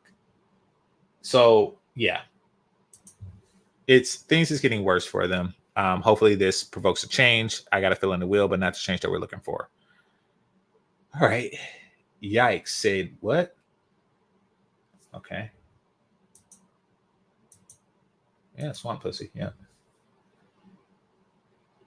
Big bat. Big backs stalk the manosphere for interaction they can't get in real life. Yeah, that's true. Like, nobody values them in real life. At least I don't. Let's see. She speak the American real good, sir. y'all, y'all, wow. All right. A degree in humanities from the least humane group of females in the species has to offer. You can't make this shit up. I get the irony of the word humanities, the wordplay there, but I don't know what the fuck it is. I really don't. I really don't. And I sat through it, and It was some crap. What I have accomplished with my 3 degrees, Mr. Game Changer, sir, I have read the works of, I don't know who, um, Chaucer, Shakespeare, and Milton. I read literature from the greats. I am not an ignorant lady. You know, anybody could do that. You don't need a degree to do that. You paid money for that. Like, that's what you got. Basically, your accomplishment is you read the books that they made you read.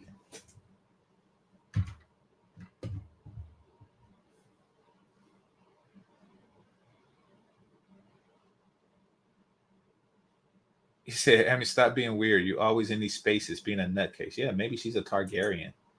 Or maybe she's like a inbred Baratheon or something.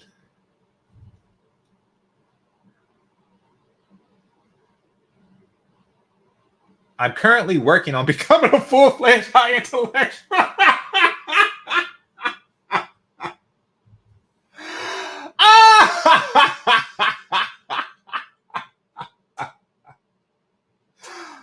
Holy crap. That's like me saying I'm currently working on getting a big dick. It's something that you either got or you don't. What in the entire hell? Oh, I can't make that up. I'm currently working on becoming a full-fledged high intellectual. So what are you now? A low intellectual? What in the entire fuck?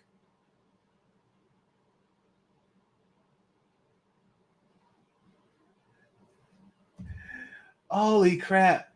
That's spectacular. These women swear they are divested, but always over here crying. I don't know. I don't even go to the divestment people, to be honest with you. I don't take that seriously. Sir, humanities is the study of the human race. So is living life. I'm well read, sir. Okay. For those of you who have a trade and stuff like that, humanities is the most ridiculous. And trust me, universities are full of shit that you don't need. I think humanities is like one of the most useless classes I had to take. And I had to take a class on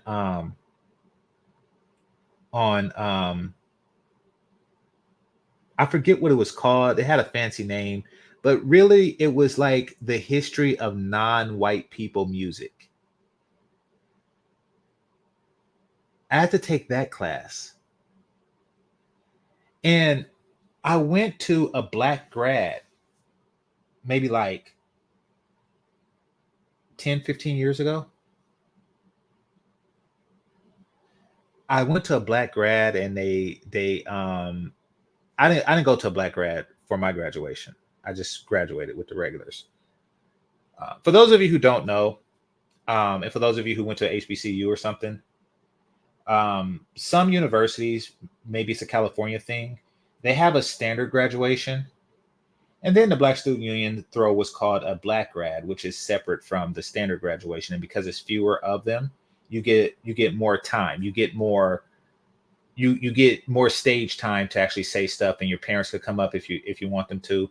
So as opposed to regular graduation, which is what I went through, where you're just like walking in a straight line and there's no time to shake your professor's hand, So yeah, that's what a black grad is. So I went to one of those, and they were announcing the people and their degrees, and a lot of the degrees didn't make any sense. I was wondering what the fuck is this? What the fuck is this degree? But the one that really stuck out to me, and this was at Chico, the one that really stuck out to me was this woman got, yeah, I figured it was a California thing. This woman got a degree in something called diversity and sexuality. And she was sexy too. And the first thing that popped in my head when they said that was she must know a lot of positions. She got a degree in diversity and sexuality. She must know a lot of positions. So my point is that humanities isn't the only bullshit that exists, but it is bullshit.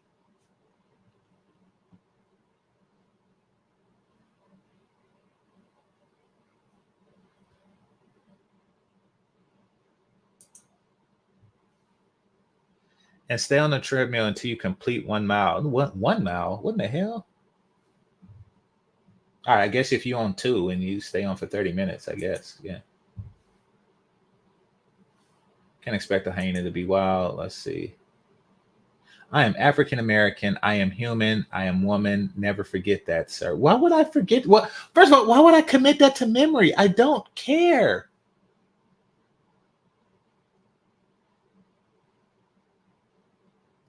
I really don't.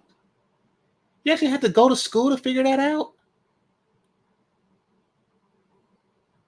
You actually got 3 degrees, and that's the conclusion that you've come to?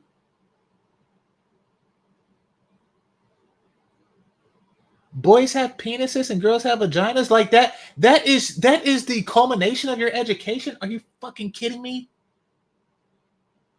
If you do not put some chemicals together or know the square root of something or tell me what's the third digit after the decimal point in pi, I don't give a fuck what about any of this.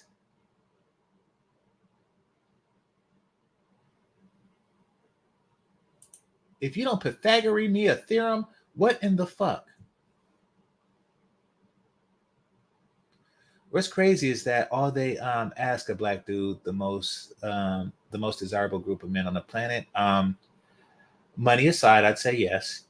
Um, to be literal Batman and a vampire, but will settle for being bent over by a bald and white dude with a huge belly. I don't think that. I really think that a lot of them do it just out of spite, and a lot of them do it just out of cultural similarities. But you know, um, I don't think they do it out of lust. Just stop buying her Targaryens. Well, yeah, that's good. Yeah, everybody here is a Game of Thrones fans. I hope, or else they got the shit spoiled out of it. Let's see, gentlemen on this chat. I am deep, and my mind is like space, wide and vast. Space is also empty. You know that, right? You see, this is the type of shit that they didn't tell you. I went to college too. This is the type of shit that, listen, if you are using your own mind as an analogy, then you wouldn't call it space. A smart person wouldn't call their own fucking mind space. Space is empty. That's literally what it is. It's the absence of stuff. It's a vacuum. That's something that they don't tell you in school. Not to say shit like that. Don't just regurgitate other people's shit, because when you're dealing with a modern mind, one that thinks out of the books, you wind up setting yourself up for shit like this.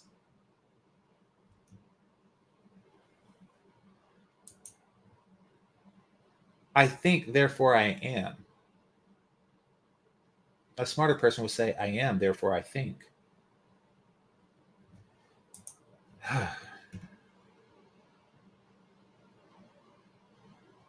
Yeah, I'm gonna keep it up for a bit. D2. It says today's live stream was a comparison of Game of Thrones to current culture. Absolutely. I think you would like it if you're a fan of Game of Thrones. So I'll leave it up.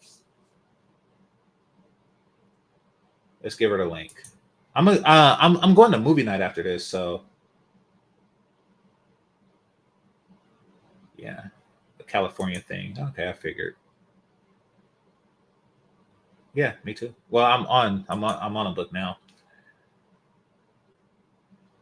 So there's a sexuality degree, a degree on getting folded up. So when I heard it, that was before society became woke. And now I think that it means like the sexual acts of different groups of people are having sex with, interracial sex. I don't know. But I could have swore that diversity and sexuality was like all kinds of different positions. But now it's probably some rainbow shit. All right. That's awesome. Are they better than a TV show? Good question.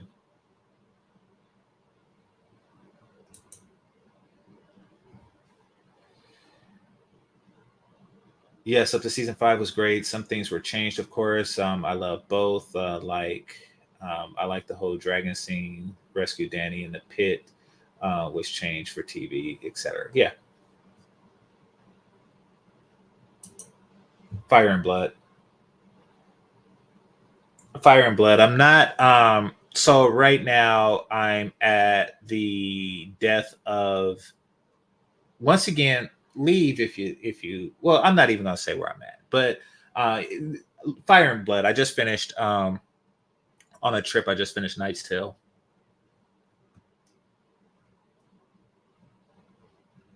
So, and if I'm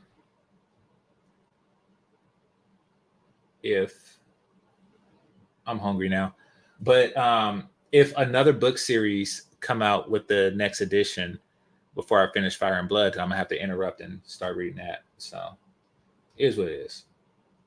But yeah, watch it from the beginning. You'll like it. Watch the show from the beginning. You'll like it. What is that? Okay. Let me set up for movie night, and then because the movie I want to talk about now is Unhinged. Unhinged. So what I'm doing is I'm going to open up the link and play the movie so we can discuss it. This is a new movie and it's on Netflix. So let me set that up. All right. So Unhinged is a movie starring Russell Crowe. Russell Crowe let himself go. Russell Crowe has let himself go. So Russell Crowe, he was on a movie called Gladiator. Or no, he made his Hollywood debut in a movie called Gladiator. We all seen that. And he was a muscle dude, he was a gladiator, he was a general, but now he don't let himself go. And so it's similar to the movie Falling Down with Michael Douglas. With a twist. With a gender twist, with a red pill twist. So I'm gonna get into that movie. Now let me go get that link for y'all.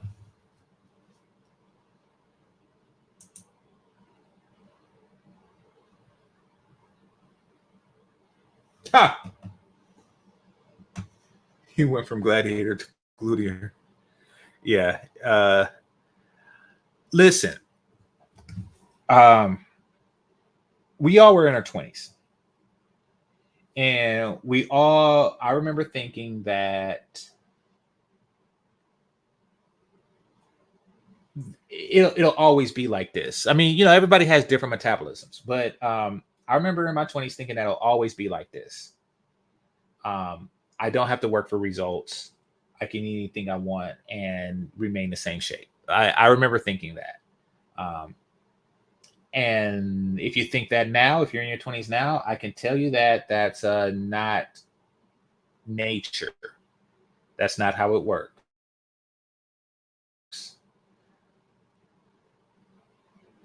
So you have to work harder the older you get to maintain shape. So I get it. But see, understand this, Russell Crowe. This is your job. I maintain a decent shape for free.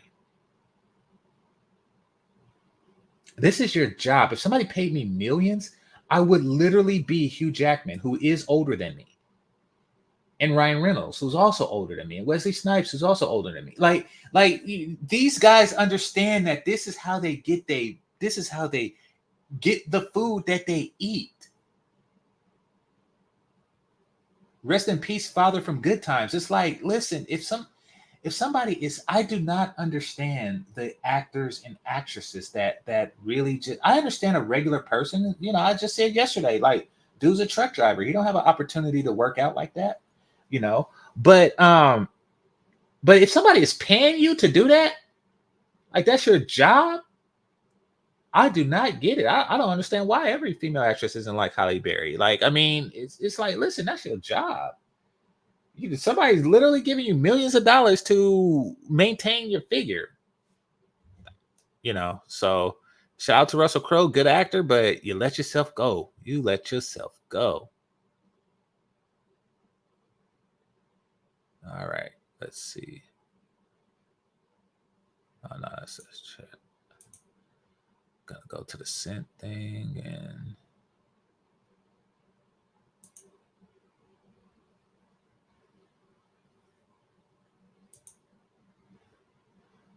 here we go.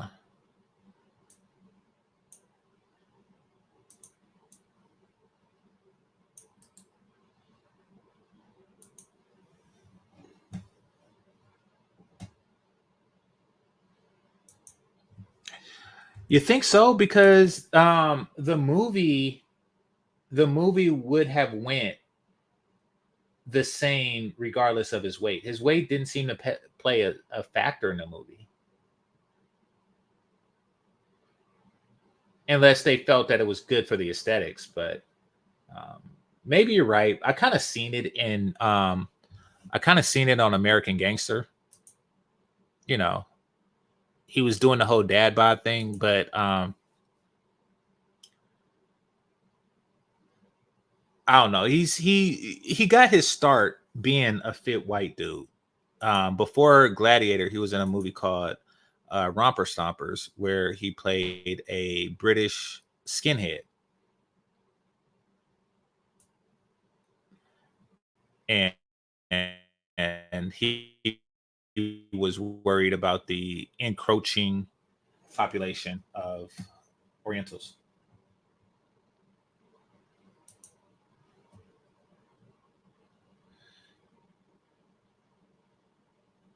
Yeah, exactly. It is lifestyle, especially for a dude that is being paid to stay in shape. Absolutely. Um, Look at The Rock. I mean, listen, it's people that work 8 hours a day. Like, if you really are killing it, you're only putting in 2 hours a day in the gym. So hold on, turn your mic off. All right, so people are starting to join in movie night, so I'm about to prepare for that. But hold on. Yeah, but what was I saying? But yeah, he let himself go. But it's a good movie, and I'm going to play that. I'm gonna give people time to come up. I'm gonna play the movie Romper Stompers, so y'all can see what I'm talking about, where Russell Crowe was slim. But also there's a unique parallel there that goes into the elections and everything that's going on. So yeah, Dennis Quaid's ex-wife cheated on him with Russell Crowe. Oh, I didn't know that. That's Hollywood. The dude who played Leonidas in 300 got fat too. He said, "I'll never work that hard again in my life." That is a. I'm not gonna call. I'm look. You're leaving money on the table. That's what I'll say with that. You're leaving money on the table. Now, maybe it's you know maybe you've come to a point where you do 300 and you're Leonidas and you're just walking around with the abs out, and you go a couple years with the abs out and still no opportunities come, and you just like, man, forget this, where the donuts at. Like I could be broke eating donuts. Like I get that. But um when that call come in, and that is when you need to work it. That is when you need to work it. You know who else did that and it was just upsetting? So in the year 2000, they had a dude play Django Fett, and an in shape dude playing Django Fett, who is like the person whose DNA was used for all the Clone Wars, and his son was cloned from him, named Boba Fett.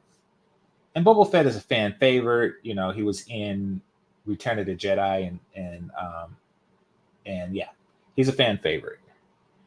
So then they decided to have the same actor play it, and then dude got all pudgy and shit. He didn't even fit his armor. It just looked wrong. Like, I mean, it's like, okay, I get it. Your career has been stalled for about 2 decades, but you get that call, and then they say, hey, we got this role for you. You're gonna play, Boba Fett. Then that's when you start hitting the treadmill. That's when you really gotta double time it. Another example of that. Who was it? I just had him. Oh, Cobra Kai. Cobra Kai knew how to do Johnny Lawrence, he knew how to do it right. The actor that played Johnny Lawrence and Ralph Macchio, they didn't let themselves go ridiculously. They're like, okay, and I don't know if they got the call and they hit the gym or they just stayed in shape, but they it wouldn't look right if either party was on some dad bod stuff. And these are actors that we haven't seen in quite some time, like my cousin Vinny. We haven't seen these actors in quite some time, but yet they still came back and they were recognizably them. They either got the call and got it together, or or they were prepared all that time. Nevertheless, they got their bag because they kept it together, because they were together when they needed to be together. You know who wasn't? Chosen. He's supposed to the Chinaman. He's Japanese. He was supposed to keep it together because he's playing the role of like some karate master or some crap like that. But like, dude, dude, dude, you don't look the part.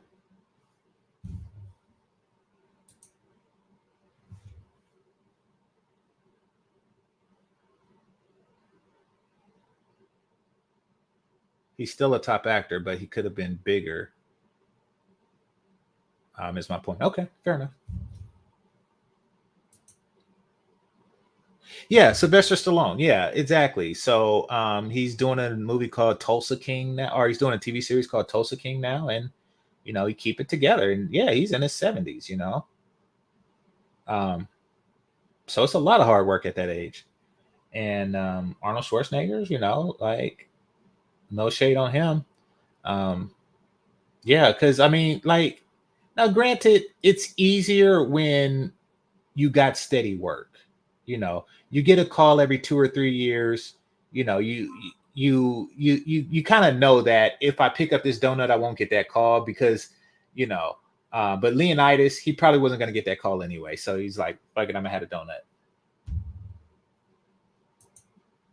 Yeah, he stayed in shape after Blade. He's a kung fu fighting dude in real life, so that's just how he get down. And yeah, I mean, he looked. You could tell he's older, but he looked like himself. He looked like himself in Deadpool and Wolverine.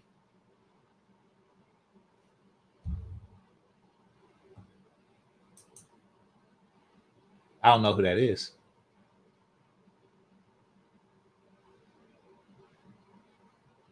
I don't know who that is. But yeah, a lot of times, it's easy when you don't see the person for a while. I heard that Macaulay Culkin, you know, yeah. If they do, I think Disney is gonna listen to the audience and go with Wesley Snipes. No offense to Marshall Ali, but he's definitely gonna take it like that if he hears this. But dude, you look like slavery. I mean, not slavery. You look like the civil rights movement. You always look like the civil rights movement. I don't know what it is about your face, but you look like you're fighting to sit at the front of the bus. And you always look that way. It's just your face. Like when you was Cottonmouth on Luke Cage, yeah, dude, you look like You look like Jim Crow. Like I know you can't help it, but you just look like Jim Crow. Like Wesley Snipes got a warrior look about himself. You look like Jim Crow, my dude. I mean, what the fuck? Like, hey, it's good that you have a niche. I don't have a niche. I'm not in Hollywood. Like, if somebody told me I look like a particular thing, then I would just play in that role. Like, somebody said, "Hey, you look like a Zulu warrior," then I would be like the dude in the back with the spear. But you look like you look like Jim Crow.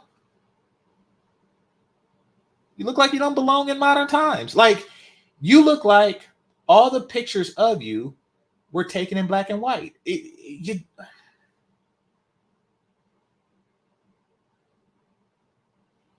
And you're not a young dude. Not significantly younger than Wesley Snipes to where, they can justify putting, saying that he's old and, because they're not really replacing him with Whippersnapper. They're replacing him with, with you. So then there's that, like on top of all the other Jim Crow shit you got going on. So yeah. Not saying that you don't have hands, you probably do. I'm just saying that shit, you you look like slavery. The fuck? All right, it says okay. Oh, so you got big too. Joe Butler, okay.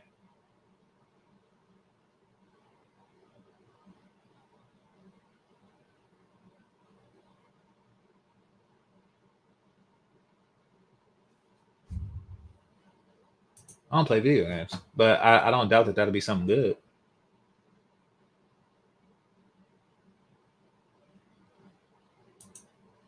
Yeah, everybody would. What the hell? That's an understatement. Everybody would. I mean, if Hugh Jackman, who I think is around Wesley's age, if he could play Wolverine still, then yeah. Then Wesley Snipes can play Blade still.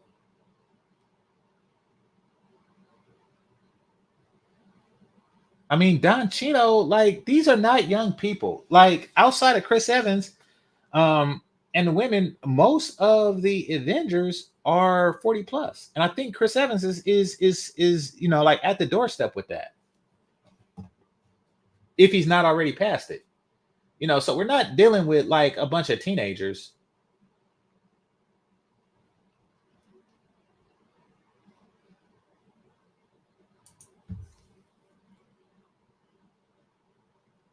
Yeah, everybody would. All right, so here I'm put the link out to movie night again, and I'm gonna get started on that. So, but yeah, thank everybody who's here today. I give this like a day, then I'm gonna put it on members only to get people, the Game of Thrones fans, to see where I was going with that analogy.